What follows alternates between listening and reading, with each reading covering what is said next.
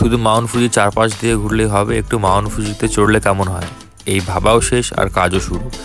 চলে এসেছি Mount ফুজির 5th স্টেশনে যাওয়ার জন্য।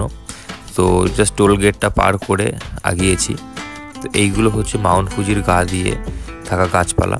একটু গাছপালার মজা নিতে নিতেই দেখি রাস্তায় একটা অতিথি হাজির। তো অতিথির সাথে দেখা হলো, কিছু কথা হলো, সাক্ষাৎ হলো, তারপরে সে চলে গেল আর আমরা আমাদের মতন আবার আগিয়ে পড়লাম। আমরা ফুজিয়ামাকে দূর থেকে যেখানে বরফাচ্ছন্ন অংশটা দেখি তার সবথেকে নিম্নতম, সবথেকে নিচের অংশটা আজকে আমরা এখন যাব। বাঁক নিয়ে উঠতে শুরু করেছি আর আমরা যাব আজকে 2400 মিটার পর্যন্ত উঁচুতে। আর আমাদের ফুজিয়ামার টপ হাইট 3700 মিটার।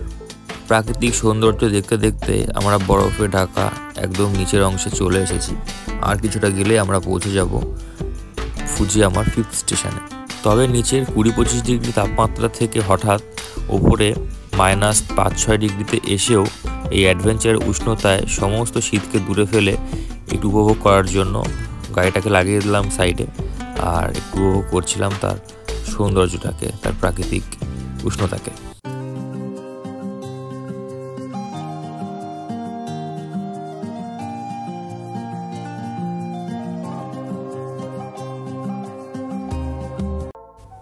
এটাই হলো ফুজির 5th স্টেশন, অনেক সুন্দর দেখতে।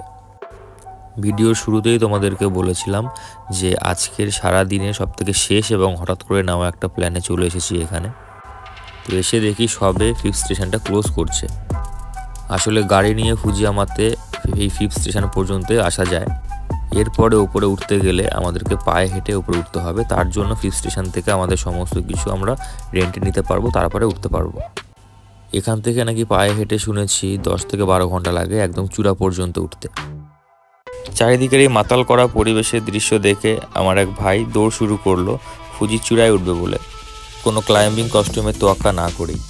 তবে 100 মিটার দৌড়ানোর পরেই ঠান্ডার কাঁপুনিতে তার ডিসিশন চেঞ্জ করে। পড়ে থাকা বরফের টুকরোটা হাতে নেওয়ার পরের ফিলিংসটা তোমাদের সাথে শেয়ার করি। এটাই সেই বরফ যেটা ফুজিয়ামাকে দূর থেকে দেখার সময় আমাদের চোখে পড়ে। আর তার সাথে মেঘের গায়ে ঢলে পড়া এই সূর্যাস্তের দৃশ্যটা আমার সমস্ত ভাষা কেড়ে নিচ্ছিল। শুধু মনে হচ্ছিল দারুণ দারুণ আর দারুণ।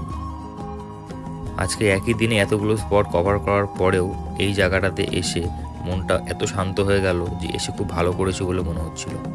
ফুজিয়ামার ওপর অংশ থেকে ওই দূরে দেখা হ্রদ বা লেকটাই সেই লেক যেগুলো আমি তোমাদেরকে আগের ভিডিওতে দেখিয়েছিলাম। তো দেখতে দেখতে আজকের ঘোরার আর ভিডিওর শেষে চলে এসেছি। পুরো ভিডিওটা দেখার জন্য তোমাদেরকে অসংখ্য ধন্যবাদ, এতটা পাশে থাকার জন্য। আর আবার পরবর্তী কোনো একটা ভালো ভিডিও নিয়ে চলে আসবো। তোমরা খুব ভালো থেকো, আবার দেখা হচ্ছে।